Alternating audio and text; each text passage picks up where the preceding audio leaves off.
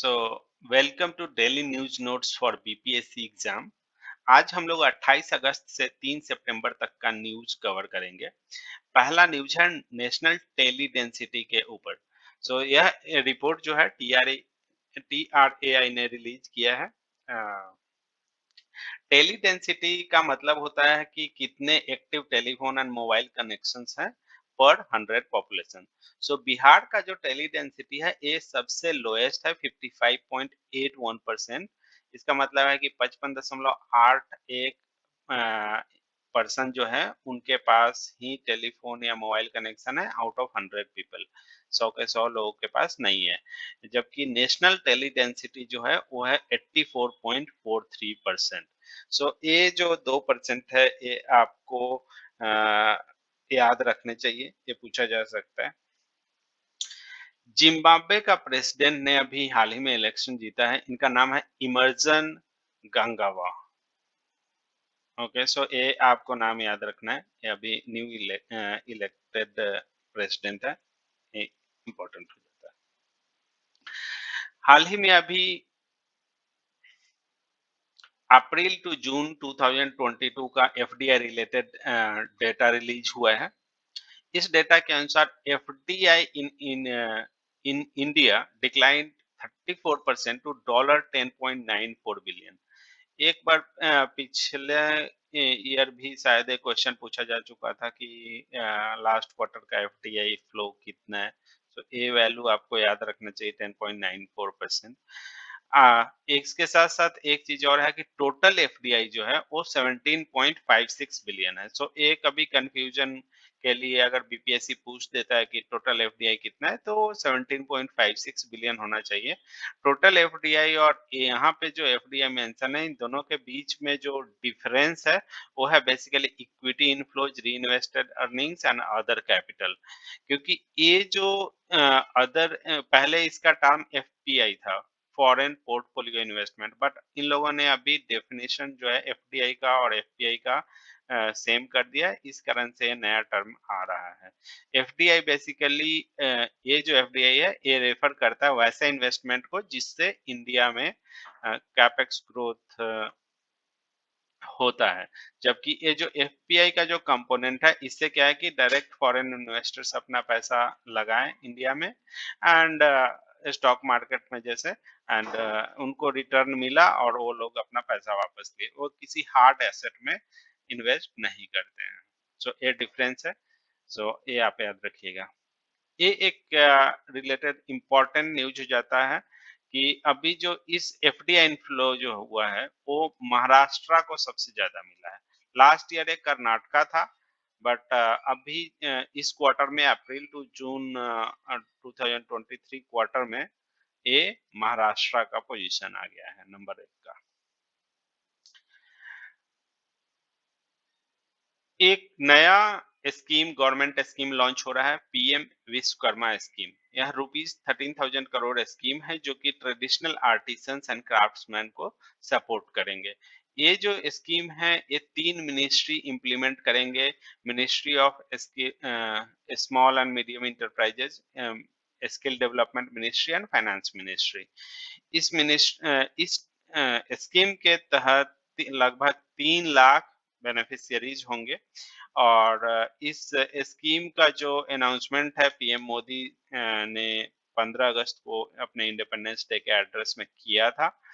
और इसका जो फॉर्मल लॉन्च होने वाला है वो सितंबर 17 को लॉन्च होगा, जो कि विश्वकर्मा डे के तौर पे मनाया जाता है। Under this scheme artisans and crafts people को रिकॉग्निशन मिलेगा through PM Vishwakarma certificate and ID card. Credit support भी मिलेगा जिसमें फर्स्ट ट्रांच में उन्हें 1 लाख रुपए मिलेंगे, सेकेंड ट्रांच में उन्हें 2 लाख रुपए मिलेंगे, जो कि काफी कंसेशनल रेट पे होगा। सिर्फ 5% इंटरेस्ट रेट उन लोगों को देना पड़ेगा। और ये स्कीम जो है ऐसा नहीं कि ये सिर्फ रूरल एरियाज के लोगों के लिए है, ये रूरल एंड अर्बन दोनों एरियाज के लोगों को कवर करेंगे। ये पॉइंट भी आपको याद रखना चाहिए अगर कहीं पूछ दे। B20 summit. B20 क्या है? जैसे G20 अभी चल रहा है तो G20 गवर्नमेंट का एक समिट होता है, तो वैसे ही B20 जो है बिजनेस पीपल का समिट है। तो इसे अभी हाल ही में दिल्ली में ऑर्गेनाइज किया गया है कॉन्फेडरेशन ऑफ इंडियन इंडस्ट्री के द्वारा, ठीक है। उसके बाद अभी वर्ल्ड बैडमिंटन चैंपियनशिप चल रहा था कोपेनहेगन में। वहाँ पे इंडिया के जो एचएस प्रणॉय हैं, इन्होंने ब्रॉन्ज मेडल जीता है एंड जो विनर है वो है कुनलावुत विति शर्मा। सो ए नाम याद रखना है, एचएस प्रणॉय ने ब्रॉन्ज जीता है, ए आपको याद रखना है। वर्ल्ड एथलेटिक्स चैंपियनशिप अभी बुडापेस्ट में चल रहा है। इसमें नीरज चोपड़ा ने जैवलिन थ्रो में गोल्ड जीता है बाय थ्रोइंग 88.17 मीटर। सो नीरज चोपड़ा जो है वो पहले इंडियन बन गए हैं जो कि वर्ल्ड एथलेटिक्स चैंपियनशिप में गोल्ड मेडल जीता है। सो ये आपको याद रखना है। ये 88.17 मीटर, ऐसे क्वेश्चंस पहले भी आ चुके हैं। सो आपको याद रखना है कि इसने कितना डिस्टेंस फेंका था। यह एक काफी इम्पोर्टेंट इवेंट है, इसलिए काफी इम्पोर्टेंट है।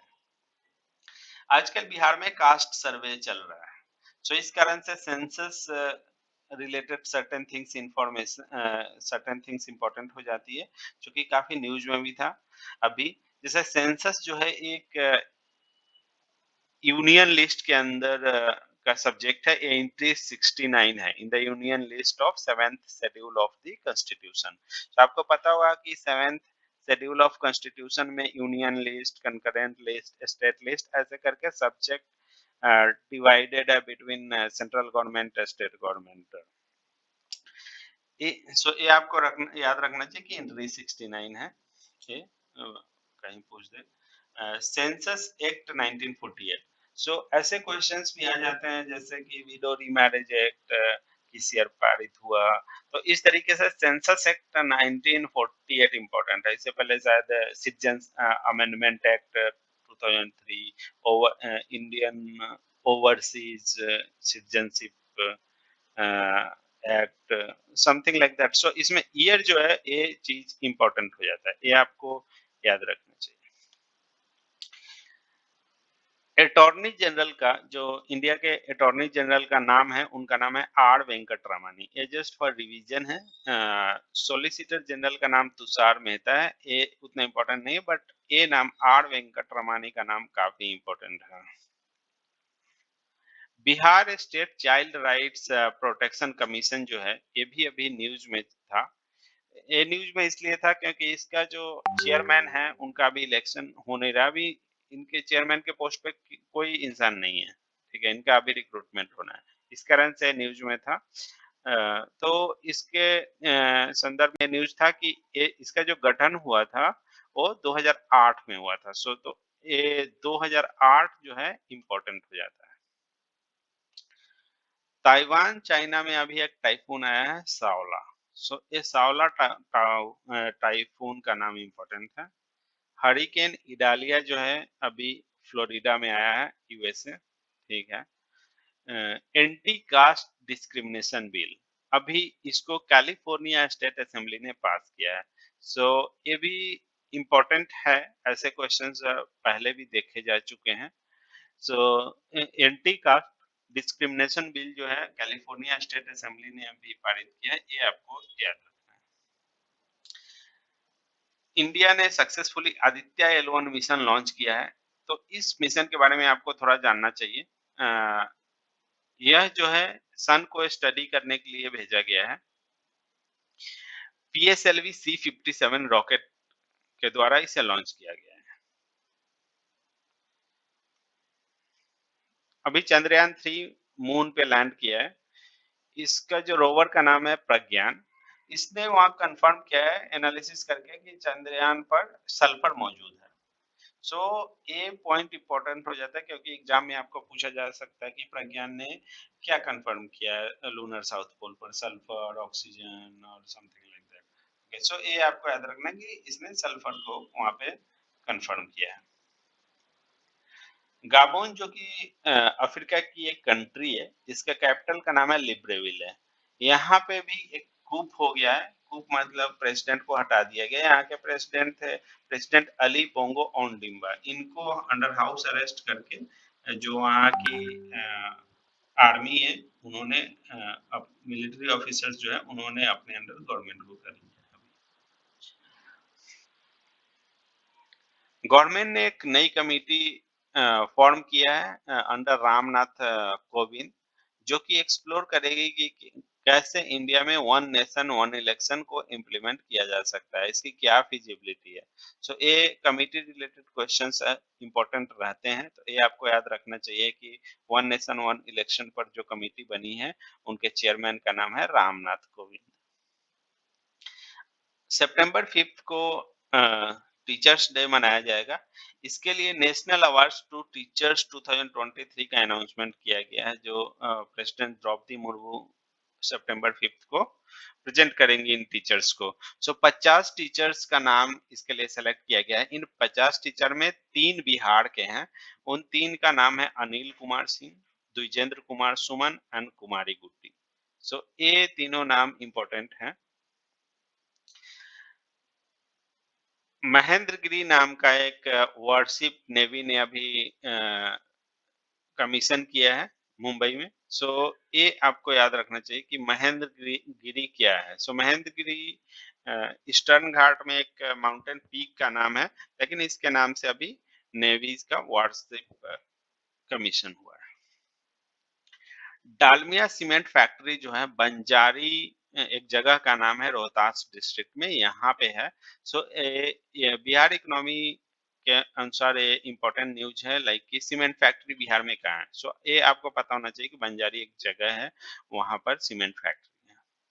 एक और कमिटी रिलेटेड है, जस्टिस जी रोहिणी कमिटी। सो ये कमिटी फॉर्म हुई थी कि 27% जो ओबीसी का रिजर्वेशन है, इसको ये क्या सही तरीके से इम्प्लीमेंट हो रहा है कि नहीं हो रहा है, क्या इसमें सब कैटेगराइजेशन करने की जरूरत है। So reorganisation of this 27% of OBC quota इसका एक मेन ऑब्जेक्टिव था, और ये अपना रिपोर्ट सौंप दी है, और गवर्नमेंट इसे एनालाइज कर रहा है, इसलिए ये न्यूज में था। सो ये इम्पोर्टेंट है, आपको आपको बस ये पता होना चाहिए कि जी रोहिणी कमेटी थी, और ये रीऑर्गेनाइजेशन ऑफ ओबीसी कोटा को लेकर एक कमेटी फॉर्म हुई। So thanks friends, hope you liked it, and I'm quite sure this would be useful in your exam. So please feel free to share this video so that maximum people can get benefited from it. Thanks.